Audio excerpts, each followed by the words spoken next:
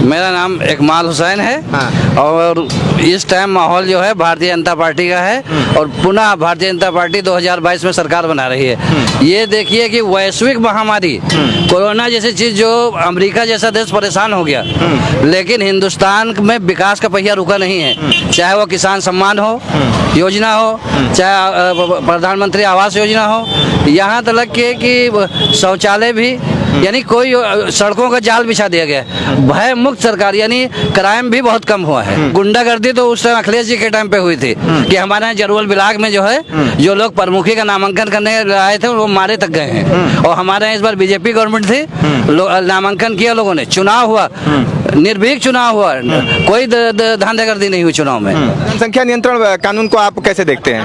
वो बहुत अच्छी चीज है और जो जनसंख्या नियंत्रण कानून है मेरी समझ से बहुत ही अच्छा है।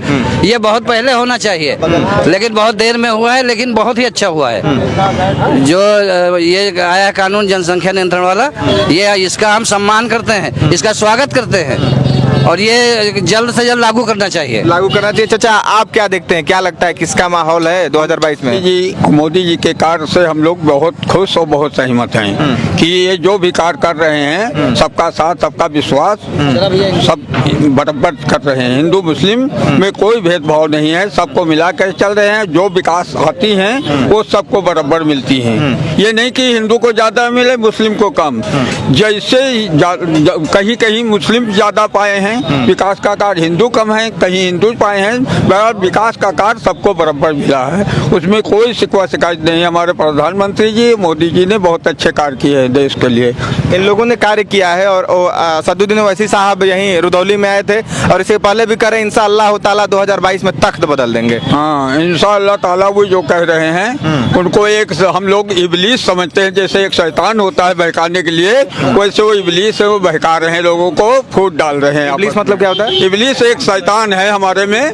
वो जो जिसको बहका देता है वो रास्ते पर नहीं आता है, वो बहक जाता है। वो इबलीस वाला काम कर रहे हैं। अच्छा। अवैसी जी। अच्छा, आपने एक और चीज देखा, वो कह रहे हैं कि हम फैजाबाद कहेंगे, अयोध्या नहीं कहेंगे। अयोध्या का नाम फैजाबाद का नाम अयोध्या हो गया, जिले का नाम। और उन्होंने अपने पोस्टर पे लिखा था फैजाबाद ही लिखा था। अगर सरकार ने फैजाबाद के बजाय अयोध्या कर दिया उसमें क्या हर्ज है? जिला बदल जाने से कोई चीज नहीं बदल जाती है, जो जैसे वैसे रहेगा। भाई जिला बदल गया माना अयोध्या कर दिया गया, जैसे इलाहाबाद का वो कर दिया गया। हाँ, प्रयागराज, तो क्या कोई उसमें कोई हुई? वो अच्छा हुआ।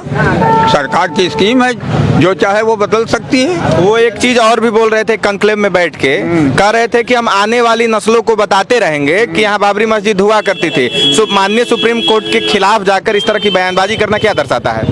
ये जो कोर्ट में बहुत दिन से मामला चल रहा था, मुस्लिम कह रहे थे कि जो कोर्ट का फैसला हो वो हम मानने के तैयार है।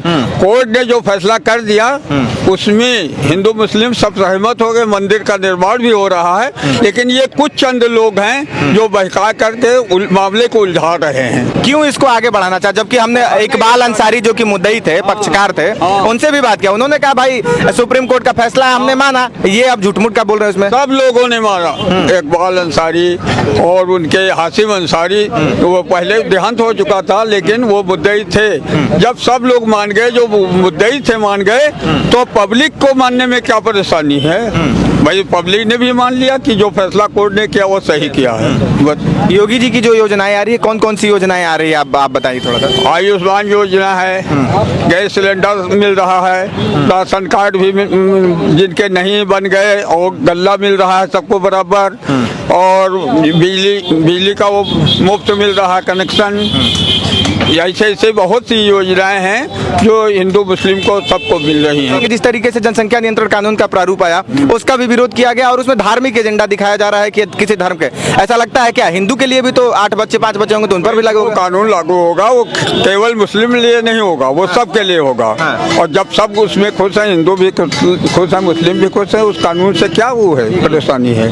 अच्छा, और भी लोग हैं, उनसे भी जानने का प्रयास करेंगे। भाई साहब, आप तो युवा है, आपको क्या लग रहा है किसकी सरकार बना रहे हैं? जी, हम यहाँ पर तो योगी जी की 99% सरकार बनेगी, क्योंकि आकाश गुप्ता हमारा नाम है। और सबसे पहले मैं सांसद जी की एक सबसे अच्छी अच्छाई बताना चाहूँगा। उनके जितने बार जनता दरबार, सांसद जी माननीय बृजभूषण शरण सिंह जी, उनकी जनता दरबार में कई बार मैं गया हूँ। मैं उनके कॉलेज का छात्र भी रहा हूँ, लगभग उनसे 2500 बार मिल चुका हूँ। एक बार की घटना है, एक बार हमारे सामने एक लड़की आई, स्टूडेंट थी, जो कि सरयू डिग्री कॉलेज में पढ़ती थी। वो उनके पास आई और बताई आर्थिक स्थिति ठीक नहीं, एक एप्लीकेशन दी, सांसद जी ने तुरंत 20,000 रुपये माफ़ कर दिए। ये देख के हमको बहुत अच्छा लगा। उनके पास जो भी जाता है खाली हाथ नहीं आता।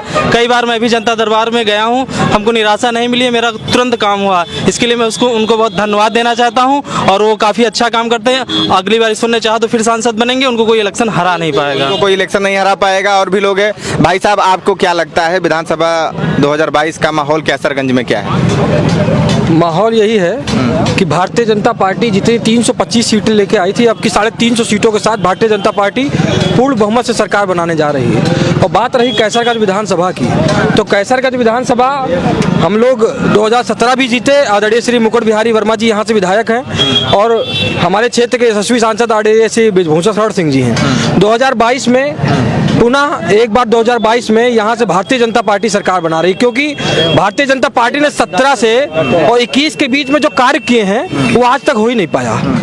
आपको बहुत सारी योजनाओं को बताऊंगा जो सीधे, जैसे राजीव गांधी एक बात कहते थे कि जब मैं 100 रुपया भेजता हूँ तो यहाँ गरीब के खाते में 1 रुपया आता है। लेकिन माननीय मोदी जी ने, माननीय योगी जी ने आज वो काम करके दिखाया है कि जब वो खाते में 1 रुपया भेजते हैं या 1000 रुपया भेजते हैं तो डायरेक्ट खाते में, गरीब के खाते में 1000 रुपया आता है। अभी आपने देखा कि लॉकडाउन लगा, पूरा देश नहीं पूरा भूमंडल कोरोना जैसी महामारी से प्रभावित हो गया। लेकिन उत्तर प्रदेश में योगी जी ने और पूरे देश में मोदी जी ने जो देश का संचालन किया, जो देश के गरीबों का ध्यान दिया, गरीबों के खाते में 500 रुपया भेजने का काम किया, ये बहुत बड़ी बात होती है। आज जानिए, जब से लॉकडाउन लगा 2 बार से लगातार 1 महीने में 2 बार गरीब को राशन मिल रहा है। ये भारतीय जनता पार्टी कर सकती है। तो इसका यही कारण है कि 2022 में इन्हीं सब कारणों को, ऐसे तो योजनाएं गिनाने में बहुत योजनाएं हैं। प्रियंका जी, अखिलेश जी कह रहे हैं कोरोना में जनता त्रस्त हो गई। अरे वो खुद त्रस्त थे, वो घर के अंदर बैठे थे।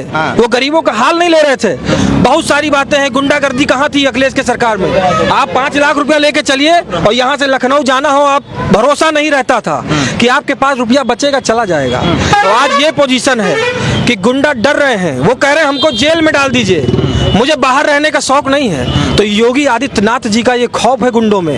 तो जनता प्रभावित है, गरीब प्रभावित है, महिला प्रभावित है। तो इससे पुनः भारतीय जनता पार्टी की सरकार बनेगी, कोई रोक नहीं पाएगा। अखिलेश, मुलायम, मायावती, ओवैसी सब धूल हो जाएंगे, सब मिट्टी है, कुछ नहीं हो पाएगा। धूल हो जाएंगे। आप बता रहे हैं 350 सीट, जी। अखिलेश जी कह रहे हैं 400 सीट, दोनों 750 सीट और बच गया 403 सीट। वे ऐसा है ना भाई साहब कि वो जीरो ज्यादा लगा दिए हैं। वो जीरो ज्यादा लगा दिए हैं, वो हर जगह जीरो लगा देते हैं। तो उनको जीरो ये लगाना भूल गए हैं। जीरो आगे की जगह उनको जीरो पीछे लगाना चाहिए। जीरो 40 करना चाहिए। वो 40 जीरो कर रहे हैं। वो बहुत बड़ी जो है दुविधा में है, बहुत परेशान है, बहुत बौखलाए हुए हैं। क्योंकि जनता के पास जब सीधे लाभ पहुंच रहा है तो जनता कुछ नहीं देख रही, जनता योगी आदित्यनाथ को देख रही है। क्योंकि योगी आदित्यनाथ और मोदी ये अटल बिहारी के सपनों को साकार करने का काम कर रहे हैं। अटल बिहारी के सपनों का साकार करने का प्रयास कर रहे हैं। सर, आपको क्या लगता है 2022 विधानसभा चुनाव का माहौल? जी सर, बिल्कुल सर आएगी, सरकार वापस आएगी।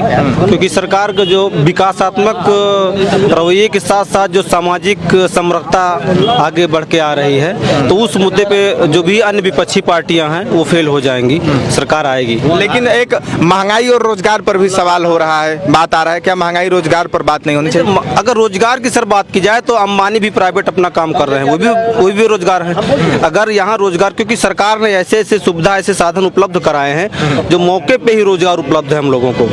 तो अगर रोजगार की बात की जाए तो हर आदमी को रोजगार मिल रहा है, जो जितना पढ़ा लिखा है उस हिसाब से उसको रोजगार दिया जा रहा है। लेकिन फिर इस तरह का ढोल ये क्यों पीटा जा रहा है कि रोजगार नहीं है? या फिर आपने कहा कि अगर इस तरह की सरकारी नौकरी की देखा जाए तो अंबानी और अडानी भी बेरोजगार है। जी बिल्कुल।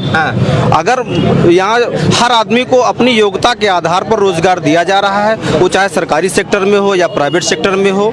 बस ये है कि राजनीतिक पार्टियां जो अपने चश्मे से लोगों को दिखवा रही हैं वो लोग देख रहे हैं। और अगर यहाँ राजनीतिक राजनीतिक पार्टियां अपने सबसे न दिखवाएं तो हकीकत यही है कि अपना हर आदमी का लक्ष्य पूरा हो रहा है, चाहे वो योजनाओं के जरिए से पूरा हो रहा है, वो व्यक्तिगत जरिए से पूरा हो रहा है, वो अपने धंधे रोजगार लगे हुए हैं। यानी ठेले से लेकर और बड़े व्यापार तक हर आदमी जो है वो संतुष्टि भरा व्यवहार अपना रहा है और संतुष्टि भरा कार्य कर रहा है। कैसरगंज को मतलब माना जाता है कि मुस्लिम बाहुल्य क्षेत्र है जी। और वहाँ पर बीजेपी का होना, बीजेपी के सांसद और विधायक का होना, ये किस तरह का संदेश है? नहीं, मानिए कैसरगंज की जो जनता है इसको हृदय से अभिनंदन है, इसका वंदन है, इसका आभार है, क्योंकि यहाँ पर माननीय मुकुट बिहारी वर्मा जी जो यहाँ सहकारिता मंत्री हैं, उनके व्यवहार में भी कभी ये नहीं देखा गया है कि वो हिंदू मुसलमान का भेदभाव करके उन्होंने कभी व्यवहार किया है। माननीय सांसद जी भी ऐसे ही हैं, श्री बिरजोत्सव सिंह जी, वो भी कभी ऐसा व्यवहार नहीं किए हैं जो लोगों को लगे कि हाँ ये हिंदू या हिंदू बनाम मुस्लिम व्यवहार किया जा रहा है। इसलिए यहाँ की जो जनता है वो सामाजिक समरसता वाली जनता है, हिंदू मुस्लिम एकता वाली जनता है, लोगों को बेहतर रिस्पांस, बेहतर जो जवाब दे रही है। और यहाँ पर बीजेपी के जो विधायक या जो एमपी चुने जा रहे हैं ये उसी की ये जनता की देन है, सामाजिक समरसता की दिन है। चाचा, कैसरगंज को कहा जाता है कि मुस्लिम बाहुल्य क्षेत्र है और मुस्लिम बाहुल्य क्षेत्र में बीजेपी का विधायक, बीजेपी का सांसद, लोग कहते हैं कि मुस्लिम जो है वो वोट क्या कर रहे हैं कि मुस्लिम है, यादव है तो वो समाजवादी पार्टी को ही वोट देंगे, वो बसपा को वोट देंगे, वो कांग्रेस को वोट देंगे। ऐसा क्यों लोग मान चुके हैं या फिर इस तरह की भावनाएं हैं? नहीं, मुस्लिम बाहुल नहीं है। यहाँ का रेशियो जो है 35-65 का है जी, मुस्लिम बाहुल नहीं है। लेकिन यह है कि जनता जिस नेता से अपना अच्छा समझती है, उस व्यक्तिगत लगाव है, उसको अपना वोट करती है। कोई पार्टी का वोट नहीं होता है, मतलब जो व्यक्तिगत अच्छा लगता है उन पर वोट होता है। और जी। लेकिन अगर योगी सरकार को देखा जाए 4.5 साल में, तो कैसा सरकार रहा है? ठीक, अच्छा रहा है सरकार। बात ये है जो पब्लिक जो चिल्ला रही कि तेल पेट्रोल महंगा हो गया, डीजल महंगा हो गया है, इस बार ज़्यादा लोग चिल्ला रहे हैं डीजल पेट्रोल पर, और है भी, हम लोगों को भी कष्ट हो रहा है इसके बारे में। और सिलेंडर भी महंगा हो गया है, महंगाई पर एक थोड़ा सा पर, हाँ महंगाई पर जो है पब्लिक थोड़ा वो है, बाकी उनके कार से जो है वो नहीं है। सामाजिक समरसता बरकरार है, सामाजिक यहाँ हिंदू मुस्लिम एकता सब बरकरार है, यहाँ कोई भेदभाव नहीं। पर्वों में कोई दिक्कत किसी भी पर्व में? कोई पर्व नहीं है, वो हमारे पर्व में मिलते हैं, उनके पर्व में मिलते हैं, सब कुछ बढ़िया। ये बताइए कि मैं बता रहा, यहाँ पे ज़्यादा कहा जाता है कि मुस्लिम बाहुल्य, चाचा ने कहा कि 35 और 65 है, लेकिन फिर भी इतना भी हो, अगर 1 लाख भी हो, अगर 50,000 भी हो, तो लोग एक मान के बैठे हुए हैं कि अगर मुस्लिम है तो हम समाजवादी पार्टी को वोट देगा, बसपा को वोट देगा, कांग्रेस को वोट देगा। ये क्यों इस तरह की मोनोपोली बनी हुई है? इस क्षेत्र की जनता जो है मुस्लिम खासकर और सारी विकास कार्य देख रहा है, कौन सी सरकार काम कर रही है वोट उसको कर रही है। मतलब ये उस भेदभाव में नहीं पड़ी हिंदू मुस्लिम के, जो अच्छा काम करेगा उसे वोट मिलेगा। पहले की सरकार और वर्तमान की सरकार तुलना की जाए जी, पूर्ववर्ती सरकार और वर्तमान, तो अल्पसंख्यकों के लिए सबसे ज़्यादा कारगर कौन सी सरकार रही और क्यों? ये भारतीय जनता पार्टी रही है, अल्पसंख्यकों के लिए अच्छी सरकार रही, क्योंकि इसने कोई भेदभाव नहीं किया है। लोग कहने के लिए तो झूठ बोल रहे हैं, प्रोपगंडा फैला रहे हैं, लेकिन भारतीय जनता पार्टी ने भेदभाव नहीं किया। अगर रामदीन को 5 किलो गल्ला मिला है तो मोहम्मद शरीफ को भी 5 किलो गल्ला मिला है। अगर अंत्योदय में फ्री गल्ला अब्दुल मजीद को मिला है तो उनको जो है सुभाष को भी मिला है। मतलब भेदभाव जो बता ऐसा कुछ नहीं है। अगर प्रधानमंत्री आवास योजना आई है तो सबको एक जैसा लाभ मिला है, शौचालय की योजना आई उसका भी एक जैसा लाभ मिला है। मतलब कोई भेदभाव देखा नहीं गया है। और सबसे अच्छी बात जो ये हुई है, क्राइम कम हो गया। पहले लोग जो है तो दिन दहाड़े लोगों को गोलियां मार दी जाती थी, आज ये जो क्रिमिनल वो भाग रहे हैं, जनता से क्रिमिनल भाग रहे हैं, या तो जेल चलो या विदेश चलो। सबसे अच्छा काम ये हुआ। योगी जी तो कह रहे प्रॉपर्टी जब्त कर लेंगे गलती करोगे तो सही, अच्छा है जब्त कर लें। अच्छा है, जो भागेगा तो प्रॉपर्टी तो जब्त होगी भाई। जो लूटा है तो हमारे देश का पैसा लूटा है भाई, इधर उधर से लूट खसोट के सब बनाएंगे सबको तो जब्त हो ही जाएगी।